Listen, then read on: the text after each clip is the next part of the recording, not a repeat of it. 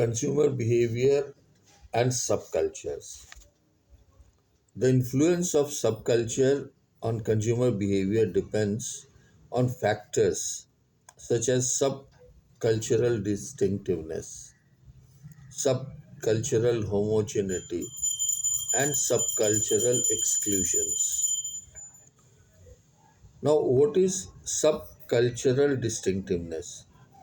When a subculture strives harder to maintain a separate identity, its potential influence is more. For example, Indians settled in many countries abroad have maintained their language and religious practices as a means of cultural identity.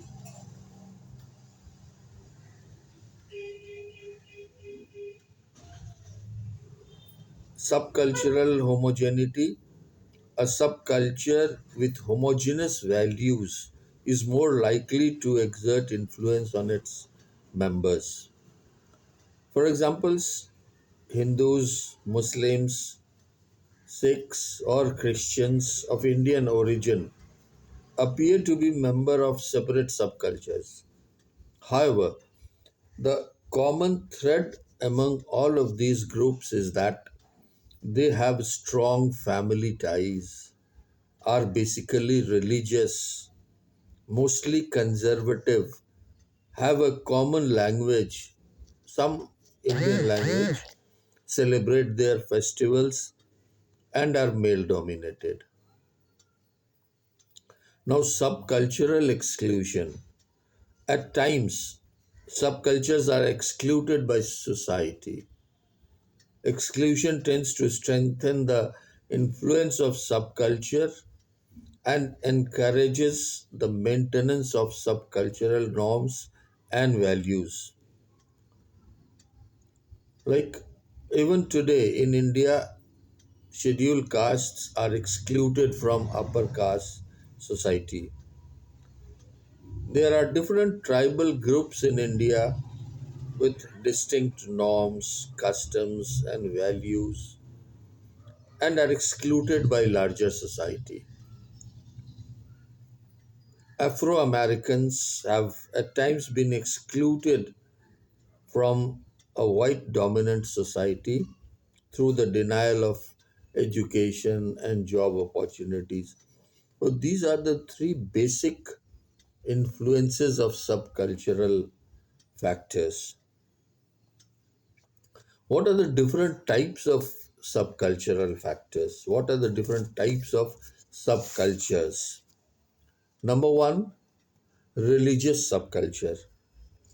Religious groups can be regarded as subcultures because of traditions and customs that are tied to their beliefs and passed on from one generation to the next.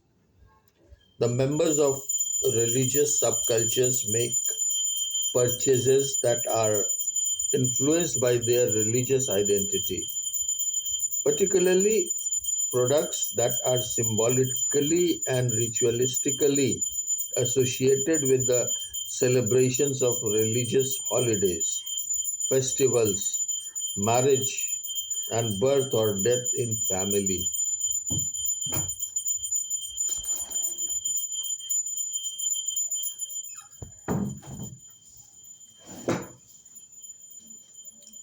For example, a bride in a Hindu family is dressed in traditional deep red dress. The bridegroom wears a sherwani, churidar, and dons a pagadi. Consumption of meat, beef, pork, and alcohol is also determined by one's religion. Sikh religion does not permit use of tobacco products or shaving of hairs. Now, distinct regional subcultures arise due to climatic conditions. So these are called regional subcultures. We have studied religious subculture, now regional subcultures. The natural environment and resources, language, and significant social and cultural events. Such groups can be identified as having distinct and homogeneous needs, tastes, lifestyles, and values. Anyone who has traveled across India would have probably noted many regional differences in consumers' consumption behavior, particularly dresses, food, and drink. For example, South Indians prefer to drink coffee, while most North Indians use tea.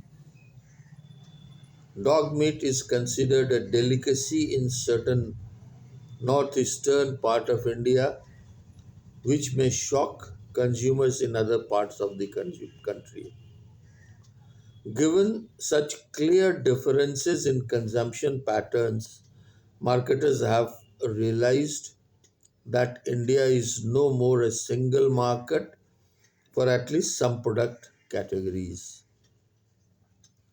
It is more relevant for marketers to study and understand subcultures on a regional basis, particularly language, food habits, festivals, gift giving, customs, etc.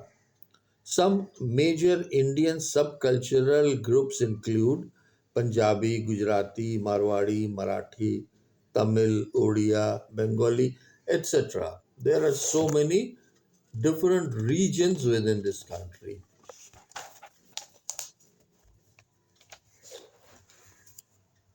Now comes age subculture. Marketers have attempted to identify age cohorts as subculture because they produce unique shared values and behaviors. A generation or age cohort is a group of persons who have experienced a common social, political, historical, and economic environment. Those who are over 55 years of age account for a substantial portion of population in India. They can be targeted with products like Chavanprash, retirement plans, ointments, etc. Now, it has been recommended that a number of guidelines to make communication effective with older people, since they are hard to convince. They should be, I mean, communicated in simple messages. So there are a few guidelines to communicate with older people, like keep the message simple, make the message familiar, make the message concrete, take it point by point so that they can be convinced. Give preference to print media, supply memory aids, make good use of contents. So, these are a few techniques, a few tricks to communicate with older people. To develop successful advertising to this group, marketers should include older consumers in focus group research in order to learn about their motivations and attitudes.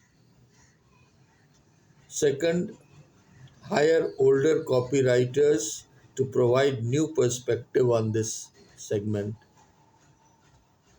Third, incorporate older models in advertisement in a genuine and typical way. Fourth, let the older buyers know that the product will appeal to them. Now, this was about the older generation. Now, talking about teenagers. Teenagers seem to be self conscious and in search of self identity. Most teenagers view themselves as kind, trustworthy, likable, funny, affectionate, intelligent, creative, and active. Occasionally, their behavior is rebellious against authority, tradition, and what they consider as old fashioned values. This influences their behavior as consumers, particularly in urban and semi urban areas in India.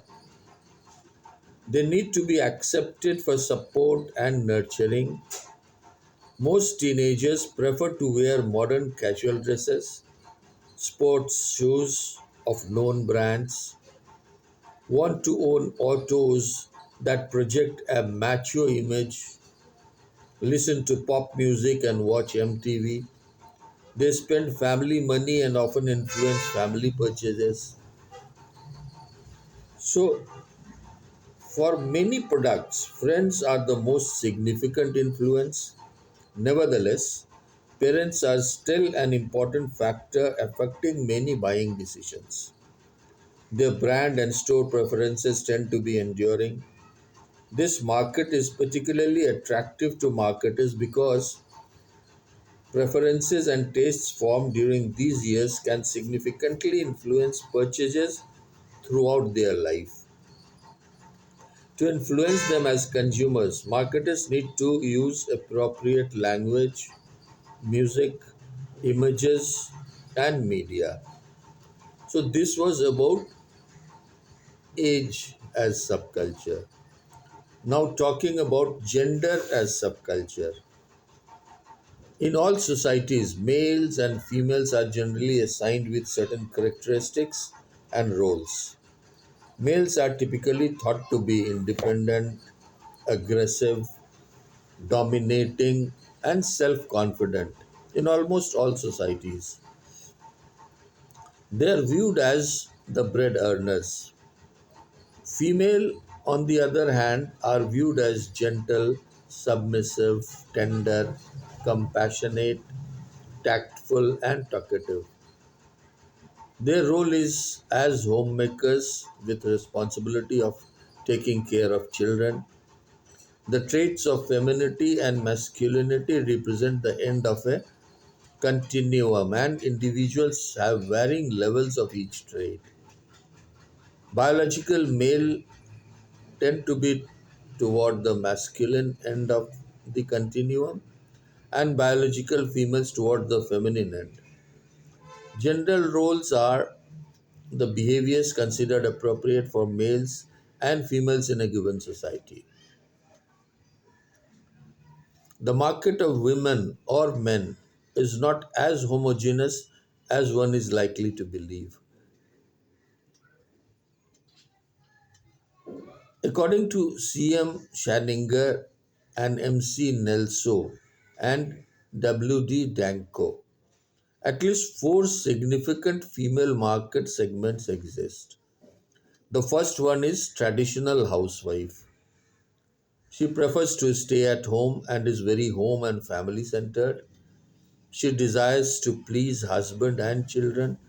She seeks satisfaction and meaning from household and family maintenance. Experience a strong pressure to work outside home and is well aware of foregone income opportunity. Feels supported by family and is generally content with role. Next is trapped housewife.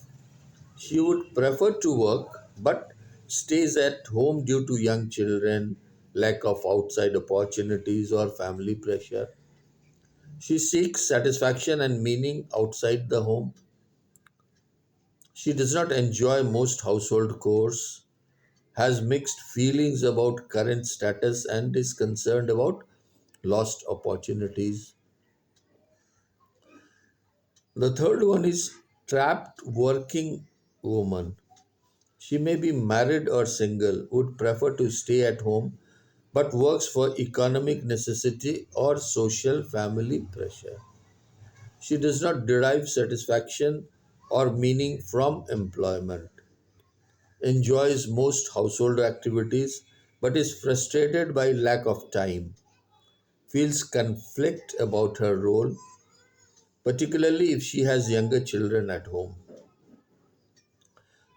Resents missed opportunities for family and social activity. She is proud of financial contribution to family. Now, the fourth segment is career working woman.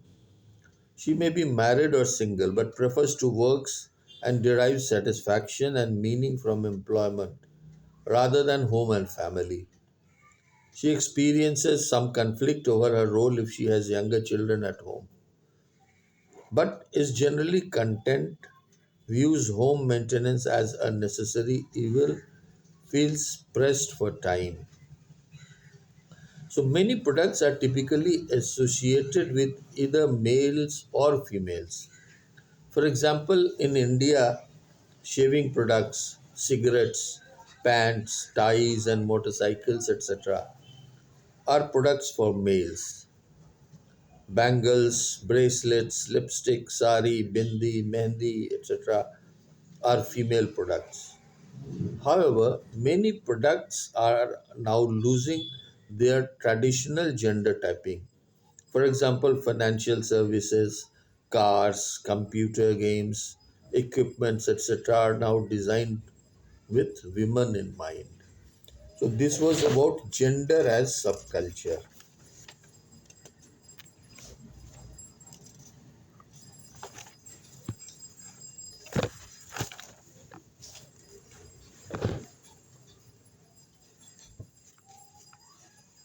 Cross cultural differences in non verbal communications. First one is time, space, symbols, friendship, agreements, and things. Whenever we are exposed to a foreign culture, differences in verbal communication becomes immediately noticeable. The meaning assigned to a particular group of letters or sounds is not inherent in the letters or sounds. A word means what a group of people agree it to mean. Translating marketing communications from one language to another may pose problems and result in wrong or ineffective communication. For example, Arabic language, there is no letter to produce the sound of P. And due to this reason, Pepsi is pronounced as Bebsi. Ford introduced its car Pinto without name change in Brazil. It was discovered that Pinto in Brazil is slang for something very absurd. The name was changed to Corcel, which means horse. So, non-verbal communications are mostly influenced by seven factors. Time. The meaning of time varies between different cultures in terms of perspective and orientation. Most Western cultures have monochronic time perspective and view it as inescapable, linear and fixed in nature. In most Asian cultures, time perspective is different. For instance, Indians tend to view time as less subject to scheduling. They view being involved in many activities simultaneously as something normal or natural. This orientation is called polychronic time perspective. Time perspective would have a direct influence on personal selling styles and also on many advertising themes. If convenience foods are positioned in terms of time saving in polychronic cultures, the strategy will most likely fail because time saving is not part of the culture thought process. Contests with deadlines are more likely to be effective in monochromic cultures. Then comes space. The nearest that others can come to individuals during various formal situations in certain cultures without making them uncomfortable is referred to as the personal space.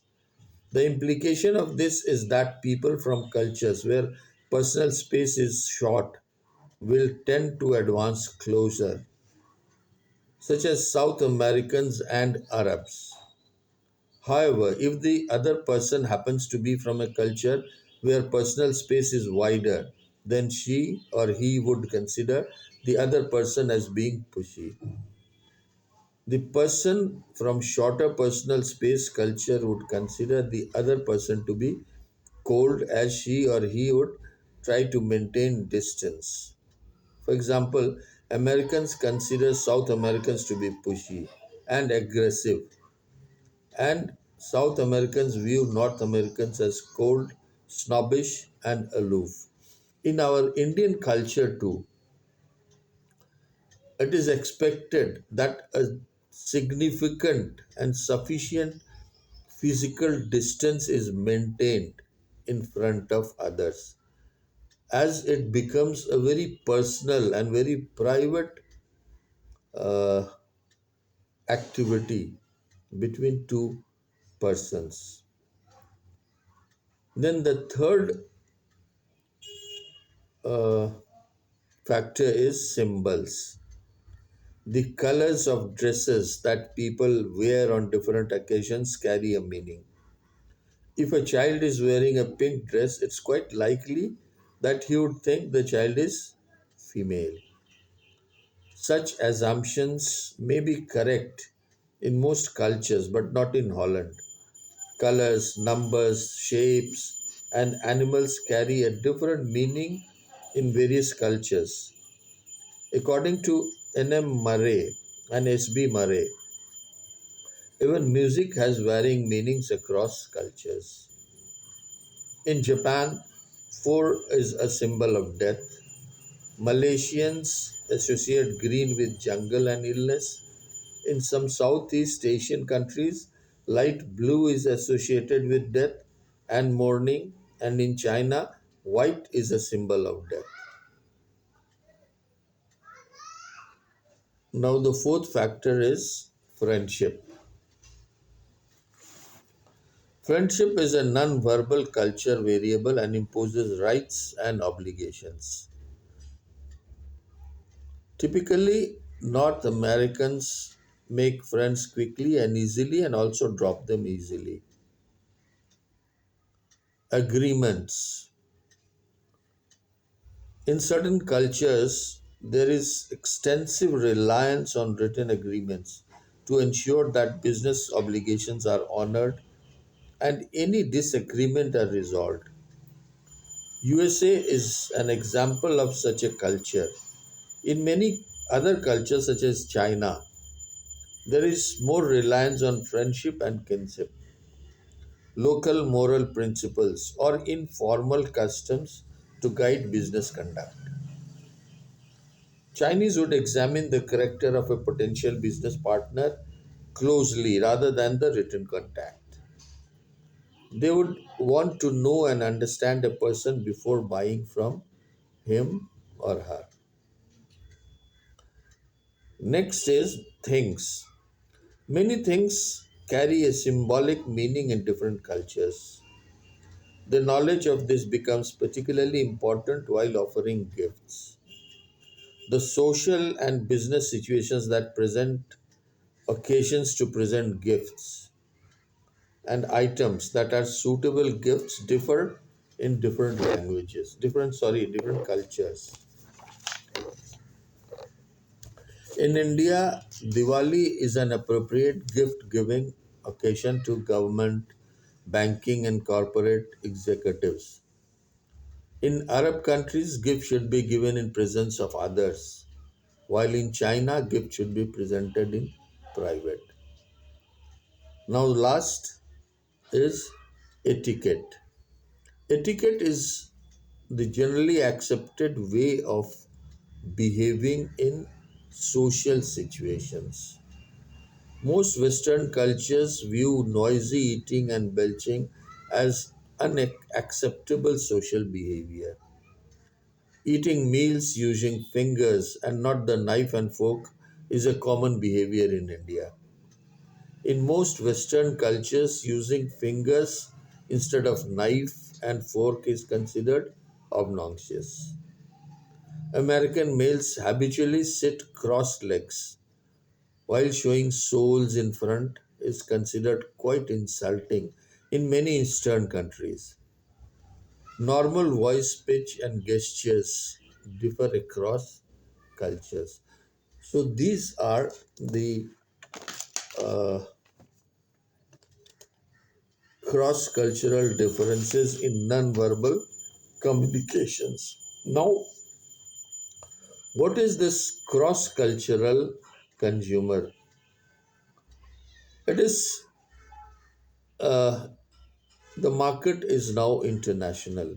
In its international operations, Levi Strauss closely follows both cross cultural and subcultural trends. The basic principle it follows is think globally but act locally. The company recognizes that tastes in fashions, music, and technology, etc., are becoming increasingly similar across most countries of the world because of global reach of media such as MTV, internet, and greater facilities for travel. There seems to be increasing influence of American culture on consumption whales as more and more consumers are shifting their preferences for American goods. For example, multinational corporations such as Procter and Gamble, Pepsi, Coca-Cola, IBM, Gillette, Johnson and Johnson, Kellogg's, Colgate Palmolive, Nestle, Canon, Epson, Honda, Suzuki, and many others earn large revenues abroad. As modern foreign markets emerge and offer opportunities for growth, marketing in foreign countries is likely to increase in importance. Marketing across cultural boundaries is a difficult and challenging task because cultures may differ in demographics, languages, values, and non-verbal communications. When managers venture abroad, they experience a series of psychological jolts when they face new customs, value systems, attitudes, and behaviors. This often reduces their effectiveness in foreign business environment.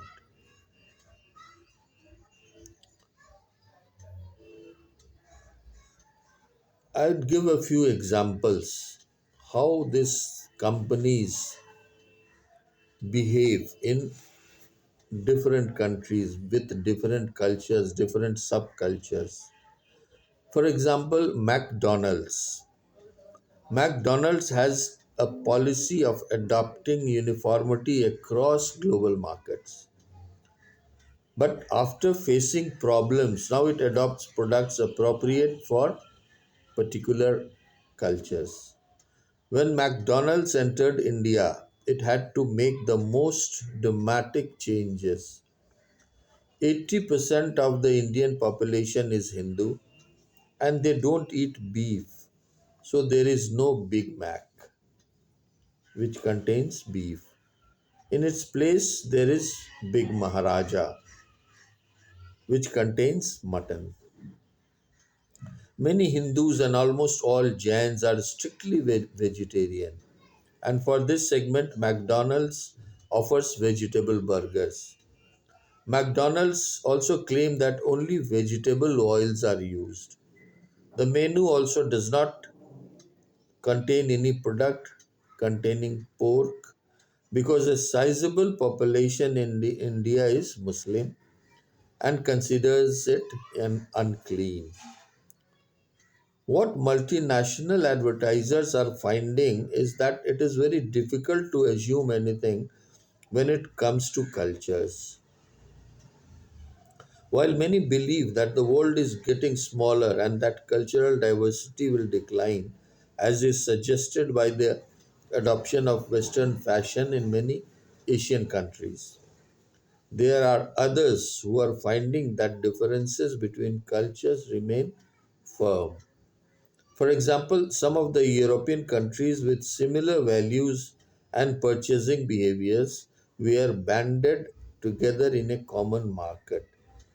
This has not met expectations due to stereotypes, history, and schooling. Ad agencies are finding that to succeed in these markets, they need to adapt fast. Otherwise, local ad agencies who have an understanding of the local cultures will take away their clients. So, these agencies are increasing their consumer outreach, consumer research efforts, and localizing their campaigns. They are also paying particular attention to cultural nuances, such as which hand one wears a wedding ring on. Most multinational companies in India are adapting their advertisements to local cultural conditions. For example, Pepsi and Coke are using models wearing Indian dresses and the music and songs to portray Indian culture. Kellogg's managed to attract Indian to its cereals despite the fact that barely 3% of the country reported eating cereal in surveys. Kellogg's advertised the benefits of a lighter and more nutritious morning meal and introduced flakes made of basmati rice, which is a premium aromatic rice.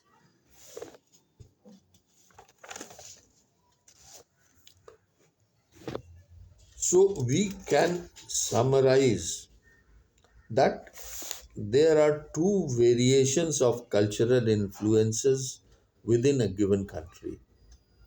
Subcultural influences refer to distinguishes differences in values, customs, beliefs, and traditions among different relatively homogeneous groups within a country's larger society.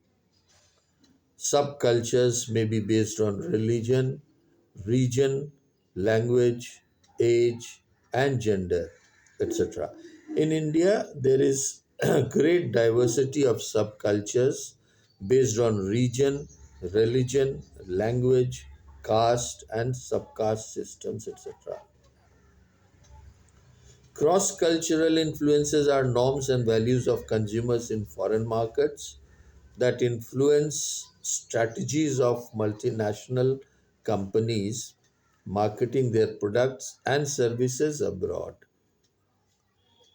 An analysis of culture and subculture enables marketers to segment their markets and fine tune their marketing mix strategies to meet the specific needs, motivations, perceptions, and lifestyles shared by them. So that is all for today from consumer behavior and subculture. Thank you.